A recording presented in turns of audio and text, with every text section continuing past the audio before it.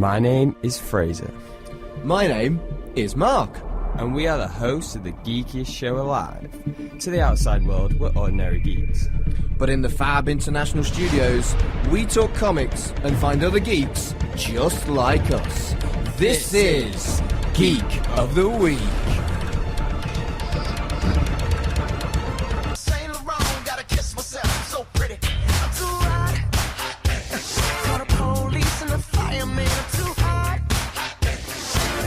Photos of Spider-Man. That's right, so you know with the sound of J. Jonah Jameson, it's time for the news on Geek of the Week. And we've got quite a bit of news. You know what? We got a load. It's a good job we got a 2-hour show. Really. Innit, exactly. We've extended everything. Everything's bigger and bolder and braver. Better. Did I just steal that from Batman, maybe? Bigger, bolder, braver. Anyway, so the first bit of news we're going to talk about is something nice and juicy dropped on Netflix. We got Umbrella Academy, so we're going to talk a bit about that. Don't worry, we're not going to go too much into spoilers because we are... I've not watched that much. We are well aware. Like we said, we had busy weeks, you know, a lot's gone on. So we've managed to watch bits and pieces, but also we know that not everyone, there are some people out there who have been like, oh, I binged it, oh, come on, share all the wealth, share all the umbrellas, Ella. But there's some who've like maybe not watched it yet, and you sort of want to know if it's worth going into, or you've watched a few. Culture we live in, if you're a super fan of something and they drop a whole series and you can binge it. It's almost like you're judged that you haven't binged it in time. And it's like, you know, I've run 6 jobs. I may not be able to watch 10 hours of television over a week. I'm sorry. That's not... No, you're not committed enough. Do you not love Gerard Way and his... I love this show, but I need sleep. No, I think you need to prioritise if you want to be a true fandom. I'm pretty fanny, but I'm not that fanny. Oh, I could have phrased that better. That was the worst phrasing you could have used. No. Anyway, the Umbrella Academy. That's not what I meant. Oh, can we start the show again? We're going to restart the whole thing again. Right, get the story. Car crashes and princesses again. Get the story. Oh, I'm sorry. For the people who just like listen to the news section on YouTube, they're going to be like, "What? Princesses and car crashes? I thought this was a show about comic books." Well, yes. Sort of. Yes, it is. So, Umbrella Academy, what were your thoughts? What's your thoughts been on the series so far? Well, I mean, I don't think you've read the book, have you? I have read a bit, actually. One of my friends let me... Oh, sorry, I'm adjusting my chair. You didn't need to know that, but that's what's happening. Have you read it? I've read bits and pieces. Like I say, one of my friends had it and they lent me, and I was like, because I literally watched a few of the episodes. I was like, I want to flick through, and then I learned some cool stuff about the characters that made me go, oh, okay, so this is kind of interesting. I've read it all, so obviously for me, it's more of is it a good adaptation than anything? Whereas perhaps I don't know how many people that are watching it will have read the books, because I wouldn't go as far as obscure, but because it's not Marvel or DC, it's perhaps not. It is a bit, yeah. But the comics I adored, despite the fact I didn't want to like them because they're written by Gerard Way. Well, that's the thing. But he's a great writer. He's really good writer. He's a great writer. And it's really it's interesting you say that, because it's not Marvel. It's not the Marvel or DC name that brings people in. It is the Gerard Way name that brings people in. Because there's this great meme picture, and we shared it on Facebook and Twitter. And it was like, the Dylan, you son of a, and it's the high five thing, and it's like comic book fans on one side and Gerard Way My Chemical Romance fans. It might say emos as well, so apologies if it does and you're offended by that. And then in the middle, like the one bringing them together, the sort of Venn diagram, is the Umbrella Academy. Yeah, it's not wrong. It's not far off, and I think it does find that good balance of sort of that sort of the two fan bases, because it is very comic booky, but it is also, I don't want to use the term emo. It's emo-y, really, like it's a bit dark, but not too dark. It's like, I mean, there's sass behind it, and like, yes, yeah, there is definitely a darkness. The thing is, because I like the books, I was expecting a lot out of the show, whereas perhaps people who just heard about it for the first time when it appeared on Netflix, wouldn't know how great the books were. and then be pleasantly surprised by how good the series is, because it is quite dark and adult. I mean, we've seen that recently with Titans, and so perhaps it's less striking. Yeah, yeah. So released so soon after Titans. And I think it's a lot of that. A lot of those TV shows now on Netflix, especially, are going to the darker tones. Even Riverdale, which is supposed to, like, it's a bit darker. Archie is so, like, happy-go-lucky that when you put so much darkness to it, there's still a bit there, but, like, teeny bop. But I feel like, you're right. I think it is that Netflix vibe that they sort of get. Like, if they do a comic book adaptation, they'll either go for something that is dark, or they'll try and make something dark.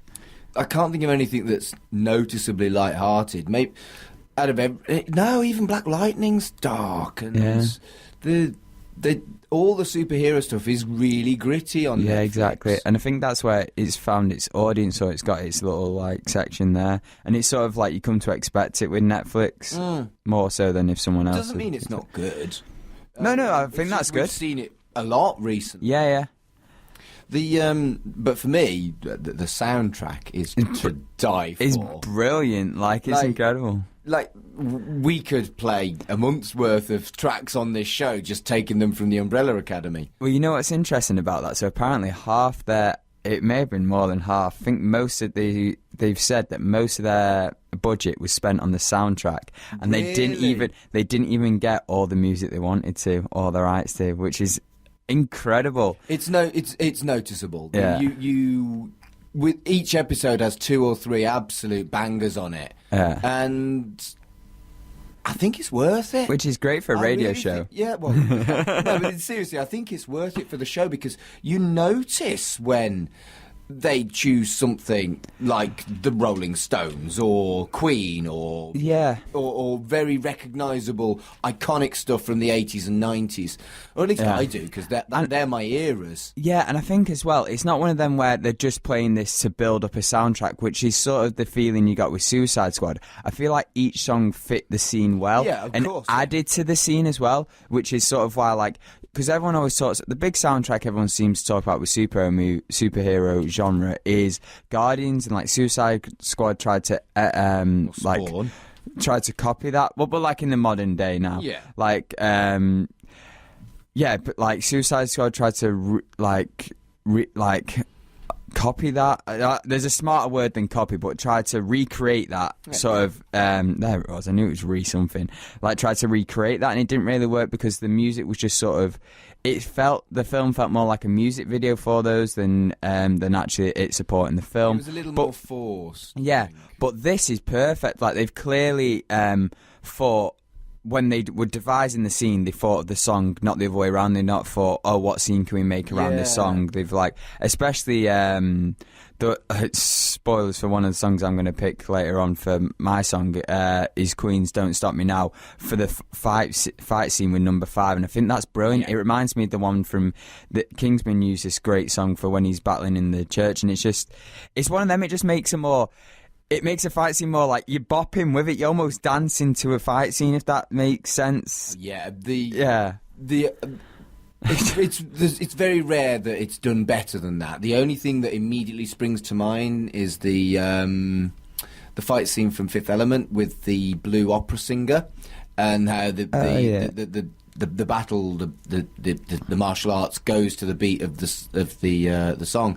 But I noticed that too, and I loved it. It was a nice little thing. Have you got any favourite characters out of interest?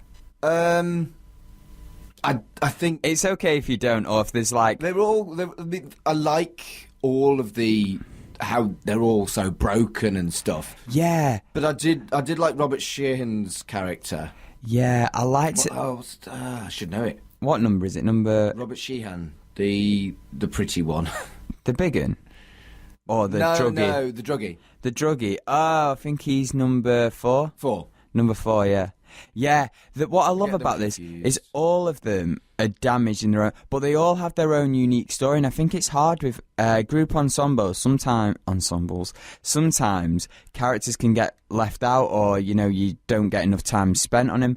But all of them have their own interesting stories. And you're right, they are all broken, but for different reasons, or they've all taken this horrible situation and it's affected them in a different way, or they've sort of reacted to it in a different way. Like number 4's got his drug stuff. Number 1, Luther's just sort of like almost become, not Stockholm syndrome, but just sort of been like kept away and become like physically damaged.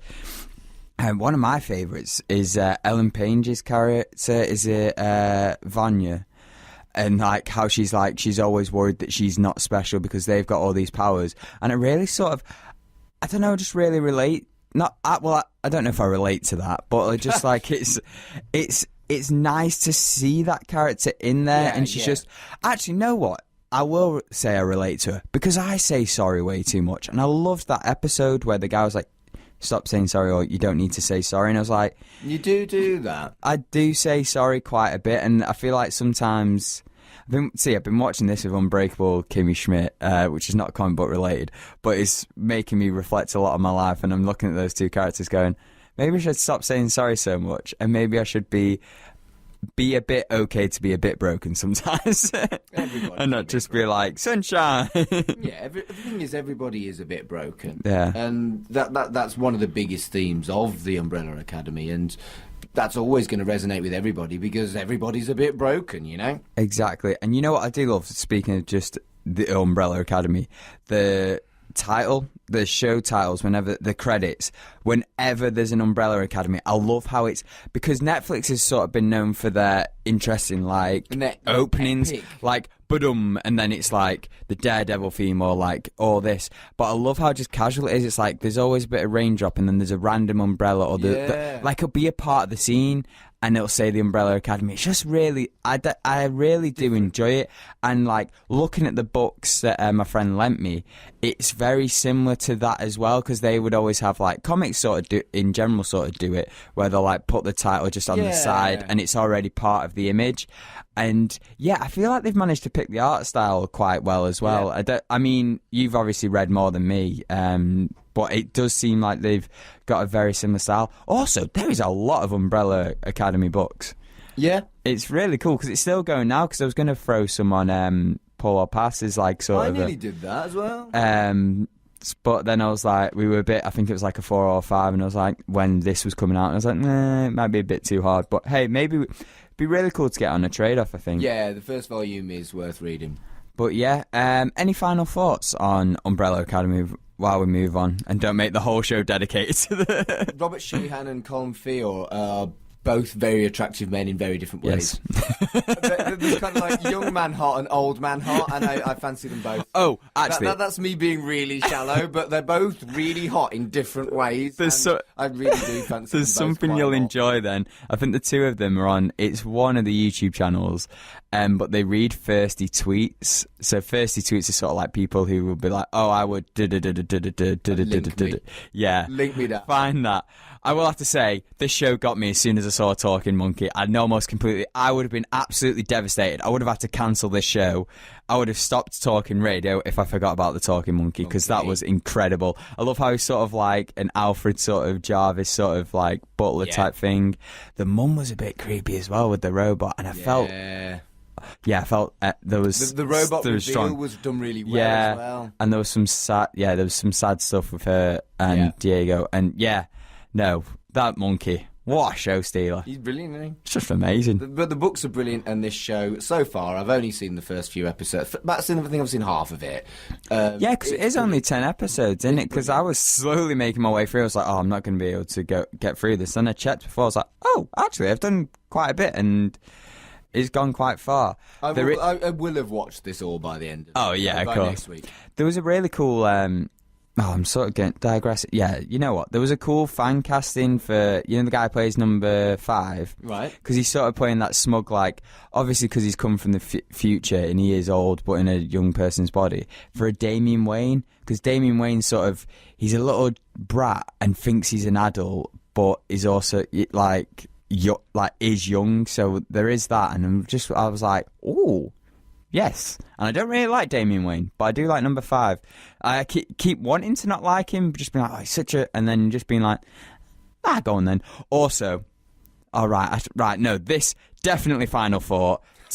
Totally ship the guy with, the woman who makes all the donuts, and the guy, just so cute, But that's it. That's me done. Yeah, I'm done as well. I had to get the hot guys reference. I think so, only hot guy reference of the show. I promise. I don't promise.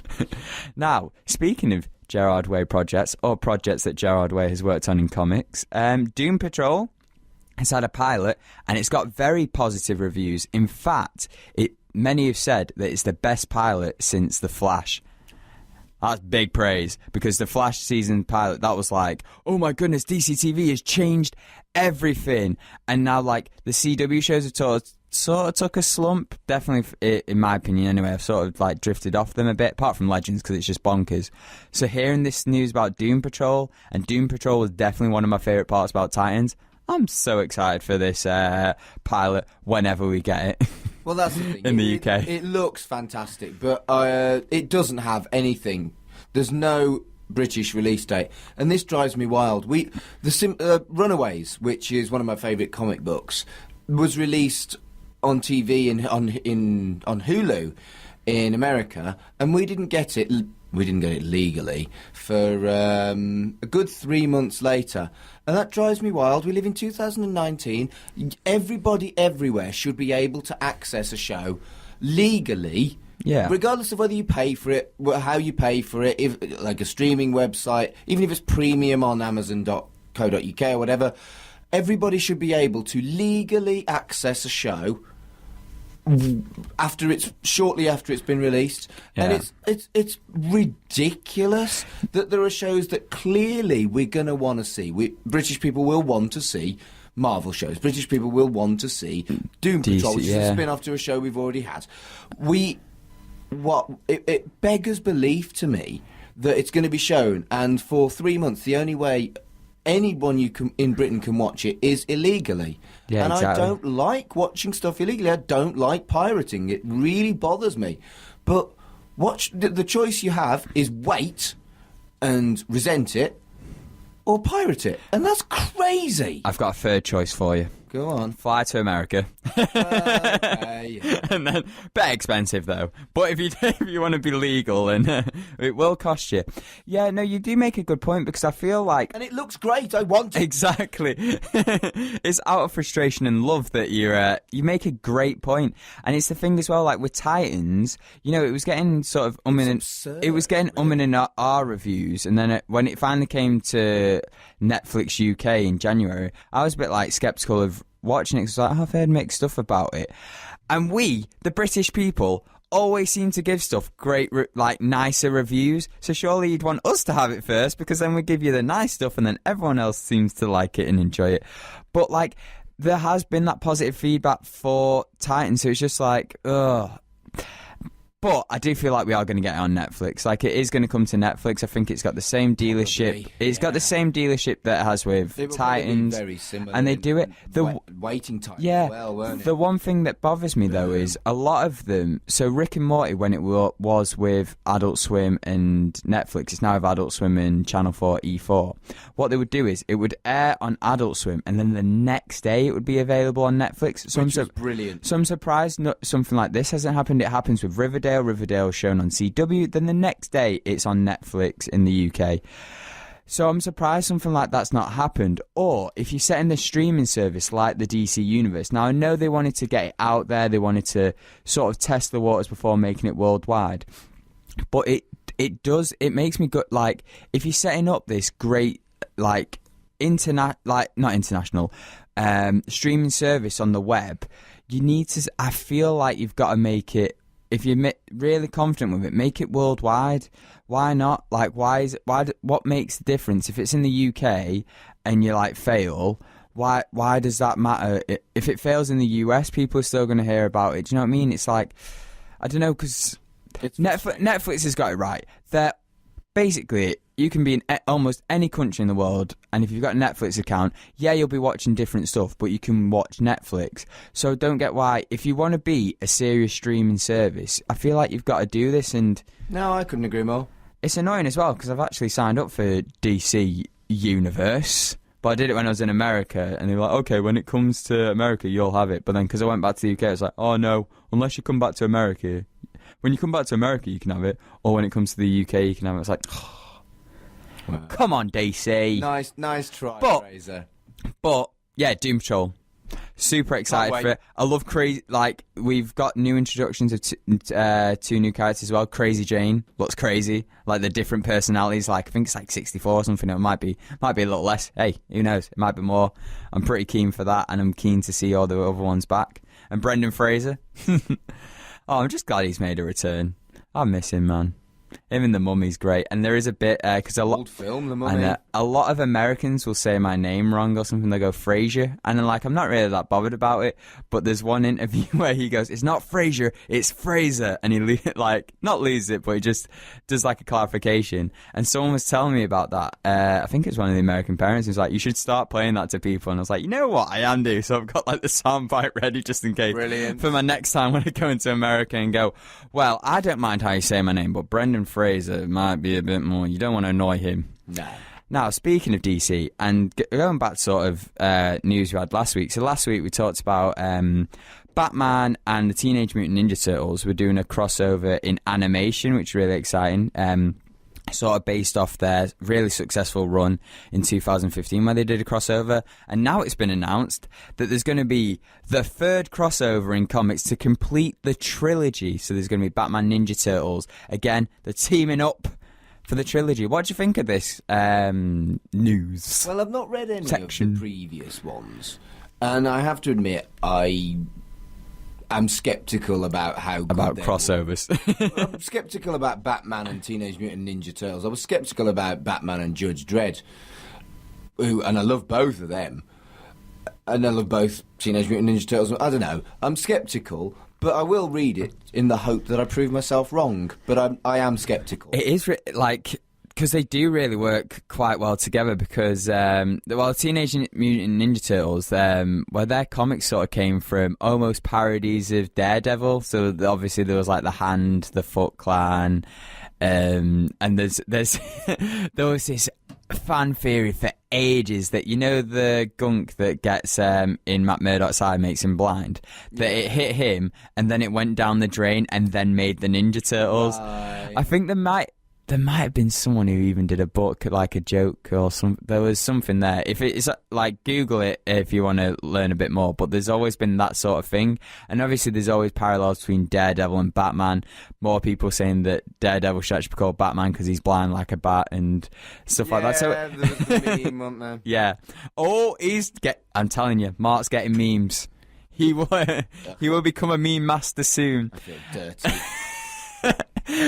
But yeah, I'm really excited for this. I'm really excited for this last part of the trilogy, and who knows, we might stick one of these on trade off to sort of get you familiar with it. But yeah, I'm like, it's always nerve-wracking when these crossovers get more and more books, because usually the second one's like, and then the third one you're like, oh no, just stop, you already killed it with the second one. That was the case with Batman and Joker. The first one was good, the second one was not, the third one was wretched. Batman and Spidey teamed up as well, and I remember the first one being good and the second one I'm being like, just stop now, and look, they did just stop now. Now, thinking of stuff that just stopped, but we were a bit more upset about, so The Punisher and Jessica Jones. It's not a surprise, though, ceased. But I will have to say, I do want to point out, Jessica Jones still got season 3 coming out, which I'm looking forward to. Yeah, Jeph Loeb, great comic book creator, has done a load of incredible books, and he's also in charge of Marvel TV. Had a beautiful little farewell message for the Marvel series on Netflix. It was sort of like it was more of a recognition of the great success that they managed to do and the achievement that they made.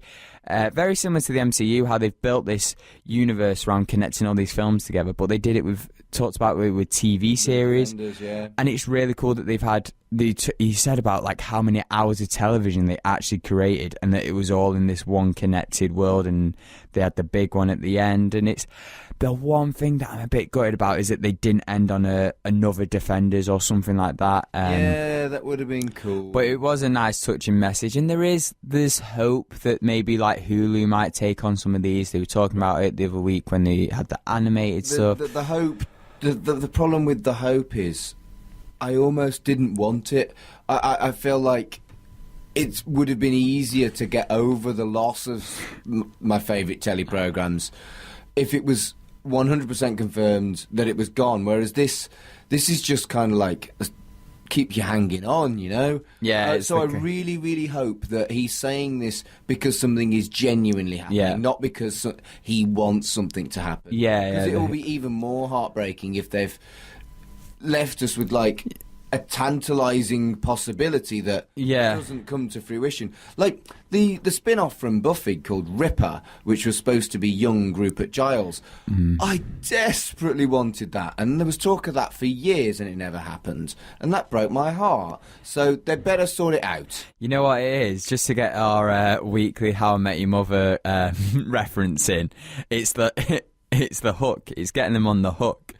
If you watch How I Met Your Mother, you probably know what I'm talking about, but there's always that thing of when someone's like, you go to someone, we can't be together, and then they do the puppy dog eyes right now, so they've always got that thing in their always can't be together right now is what it is. Right. Now, I think we should stop with the sadness and start with some we've got some silly news. Oh no, wait. We've got one more sadness story. Well, a more sadness and sort of recognition thing. Gwyneth Paltrow has retired as Pepper Potts. She's done the typical. We've had a couple of people now in the MCU and the DCU. We had Ben Affleck, Batfleck, talking about their time and how they enjoyed their moments on screen. Pepper Potts. Gwyneth Paltrow did a nice little shout out to Robert Downey Jr. and she's just saying, she's had her time, but but it's over now. I fear this is the first of many. Yeah, But that's reality. It's a 10-year franchise now. And it's sort of like passing on the torch. It's not just that. It's like, who wants to play a character for more than 10 years? I mean, if it's Spider-Man, I will play that for 20, 30, 40 years. Well, if you're lucky, it's what? An eighth or a ninth of your life? That's a huge amount of time to commit to one project, and so she's done a great job. She's done a good innings. She wants to move on, and she seems to be ending on a sad. And I hate it. She seems to be ending on a pretty cool note as well, because there was pictures not too long ago of her in an in an iron suit. Hinting towards Rescue. So Pepper Potts in the comics did have a suit called Rescue, and it was basically, that would be cool. It was more of like a first response sort of thing. So it didn't really have the weaponry of Tony Stark stuff, because he does like his weapons. Let's be honest, that's sort of where he got his money from, and that's sort of the Stark way. But yeah, so she was like had a picture on, I think, Instagram, some social media of it wasn't MySpace though, can guarantee. But there was a picture of her in the suit, and everyone's like, "Oh, rescue!" So there's like hints that maybe she could be the one rescuing Tony Stark. But it does look like Tony Stark is doing that whole thing of, like he's done since the first movie, he's building his own way and he's finding his own way out. But this time, instead of the dude in the cave, he's going to have Nebula. But yeah, we could have rescue. She could be rescuing other people. Like some of the Avengers and stuff like that, but it'd be cool to see in her suit. I know people don't really like Iron Man 3, but it was kind of cool seeing her for a bit in one of those suits, and then like good innings, and you know what, pretty good way to finish off. Yeah, big love. Right, now we're on the silly news, and we've got two bits of silly news now, and it's two characters, Mark, that you absolutely love. Now, we're going to talk a bit more about the Howard the Duck animation. Kevin Smith went onto I do love Howard the Duck. Kevin Smith went onto his Twitter, and he reached out to he was telling his fans how he reached out to Leah Thompson, who played the love interest in the Howard the Duck movie. She was also the mum, Loretta, in Back to the Future. You'll know that. But he's talked about this role called Quack Fu on the Howard the Duck thing. Quack Fu. So this is like a new character for the show. So it might be another love interest, and his quote was, "She didn't say no." So it's not like they've definitely cast, but I hope she does take it. I love it when they do like little nods back. Like, yeah, like in the most recent Ghostbusters film, they had the actor who played Winston Zeddemore. But wasn't he actually? Yeah. Was he Winston or was he not Winston? he might. Oh, off the top of my head. But yeah, it was. I love that he was in it, and I love little nods like. Yeah, little winks and cheeky things, and we're at a great time. Kevin Smith's at a great time in his career because he talks comic books and he just goes, he's constantly saying, "Oh, these people are doing the God's work and all this," and he's doing his little trailer reaction. He's doing Fat Man Beyond, and he's just talking, engaging with the fandom, and he's just doing bat crazy concepts like this. He had tusks and all that. And he's just going, you know what? I fancy doing Howard the Duck, and people are like, you know what, mate? You do it. And he's got these connections with serious actors and that are willing to do daft stuff. Johnny Depp was like a walrus and stuff like that. He's got Mark Hamill. This was a couple of years ago, holding a lightsaber bong, and you're just like, how is he got this strong connection? He's Kevin Smith. Well, exactly. And it's what a dude. But yeah, it's got me even more excited for this Howard the Duck. It's just going to be absolutely bonkers. Hilarious pandemonium. Now, another silly character that we all know you love is Spider-Ham. And Spider-Ham from Into the Spider-Verse was a big character in it. There's loads of different versions of the Spidey character, and it's doing really well awards-wise. It's won BAFTAs. Yeah. It's like raking in all the animation categories, and it's coming out on DVD really, really soon. I think it's digital release end of this month, and then in March it's coming out Blu-ray DVD, cool. Which is dope.